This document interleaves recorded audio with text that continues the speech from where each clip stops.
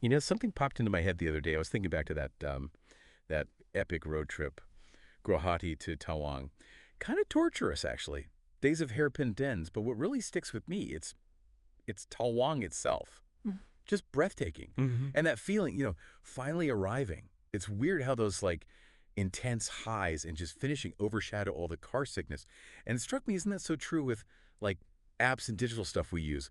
We get to remember the really great bits or the really frustrating bits and how it all sort of wrapped up, which is exactly why we're doing this deep dive into the peak end rule today. Our mission, really inspired by this fascinating article we've been digging through, is to figure out some genuinely useful ways product folks, UX designers, can use this weird psychology thing to build products that aren't just functional, but, leave a really positive, lasting impression. That travel analogy is spot on, actually.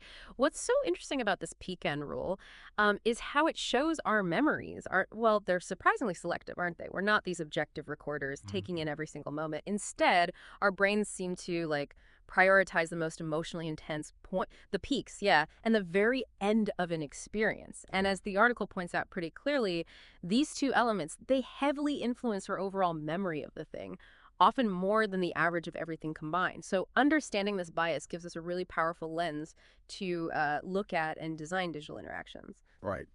So, the first big takeaway the article pushes is this. We need to give some serious thought, careful consideration to those really intense moments a user hits. And also nail those final interactions because those are the bits that are going to stick around in their heads. The article gives some smart examples, like think about Zomato. If you've saved your card details, right, they often skip asking for the CVV at payment. It feels like such a small thing. But right when you're itching to finish that order, getting rid of that tiny bit of extra effort, it can make a surprisingly positive difference. It really speaks to understanding user intent at a critical moment at the checkout. The goal is just complete the purchase. Quick and smooth. That extra CVV step, I mean, sure, it's security sometimes, but it can add friction right at the point of commitment. By removing it for saved cards, Zomato is basically creating this mini peak of convenience Um, right at the end. And that probably leaves the user feeling just a bit more positive about the whole thing. And then there's Amazon. You place an order, you get the confirmation fine, expected. But then sometimes they throw in a little surprise, right? A cashback scratch card. That's a deliberate injection of delight Yeah. right at the very end. It confirms the purchase, sure, but it also adds this unexpected positive jolt. And it kind of nudges you towards future shopping, too. Clever. Yeah, what's really clever about that Amazon example is how it layers a moment of surprise onto an already positive thing finishing your purchase. The scratch card acts like a little reward, doesn't it? Makes the end more memorable. And it associates it with this positive feeling of maybe saving money later. It kind of prompts the question, how can we engineer these small moments of, you know, positive reinforcement right at the tail end of important user flows? Exactly. And then you've got something like Nike Training Club, awarding badges after you finish a workout. It's that little virtual pat on the back right after you've put in the effort. It reinforces that feeling of accomplishment, gives you a tangible reward for doing the work, makes you feel good about ending the session, and probably more likely to come back. Now, just think for a second about your own experiences with apps. Which endings or really intense moments, good or bad, have actually stuck with you? hmm And building on that whole idea of memorable moments, the article also really emphasizes proactively designing for delight, specifically at those points where your product delivers the most value to the user. These are the natural high points, the peaks in the journey, yeah? And they're prime opportunities to create those positive, lasting memories. Absolutely. Zomato pops up again here. This time, it's how they handle applying offers. You know that little animated flourish when an offer works? And it clearly shows the savings. It's not just about showing a discount, it's a visual thing, designed to give you that little jolt of satisfaction right when you're getting a benefit. What's interesting with that Zomato animation is how it amplifies an already positive moment saving money. The visual draws your attention to it, makes the benefit feel more tangible, more real. It turns a simple transaction into something a bit more engaging, maybe even rewarding. Makes you wonder, doesn't it? How can we add similar sensory or interactive bits to those moments in our products, right? When users hit a key goal or get real value. And then you've got Netflix. Mhm. Episode ends. They give you the option, roll straight into the next one or just hang out with the credits. It's such a small thing, but it caters so well to different user states right at a natural break. It's about giving you a frictionless continuation if you're hooked or just a comfortable stop. if you're ready for a break. Precisely. Netflix really demonstrates an understanding of user momentum there. If someone's deep into a show, even the tiniest bit of friction starting the next episode can feel surprisingly jarring. Yeah. By offering that immediate autoplay, they're smoothing out that transition right at a moment of peak engagement. Probably it contributes quite a bit to that whole binge watching thing. Oh, yeah. And for those of us who, like, dip in and out of Netflix, that recommendation, seeing the show you're watching ready to pick up right where you left off, it's a huge cognitive win. You don't have to remember what it was or where you stopped.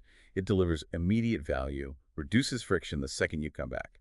So when you think about the apps you use, where do you hit those moments of real relief or satisfaction?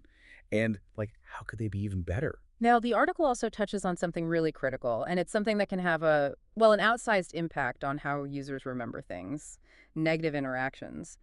The piece really underscores the fact that users often remember negative stuff with greater vividness than the positive stuff. It's so true, isn't it? That one frustrating error message. Or that moment something just flat out doesn't work. You can easily overshadow a whole bunch of perfectly fine interactions. The article wisely points out we need to be extra mindful about how we handle these hiccups. Clear, concise error messages are key.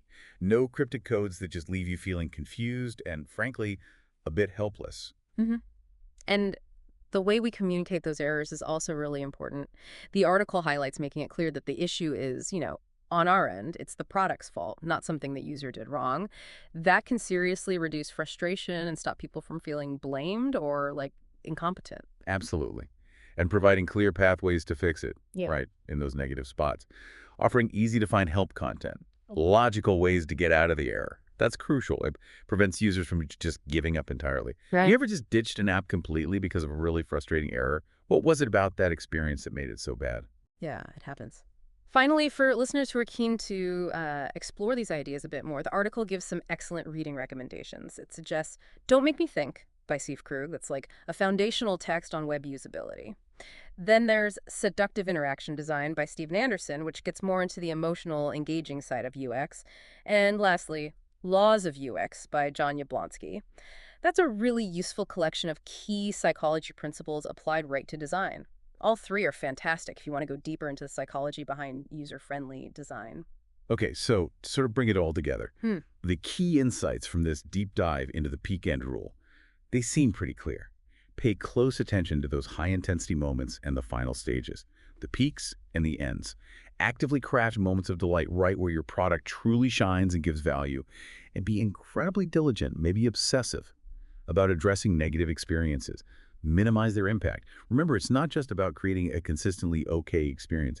It's about strategically shaping those peaks and ends to leave a genuinely positive, memorable impression. hmm And thinking about these principles, maybe consider an app you use regularly. What's one peak moment or the end of a key task within that app? That, if you redesigned it with this peak end rule in mind, could create a significantly better overall experience. Just take a moment sometime, reflect on your own digital interactions through this lens. You might just uncover some pretty fascinating opportunities for improvement.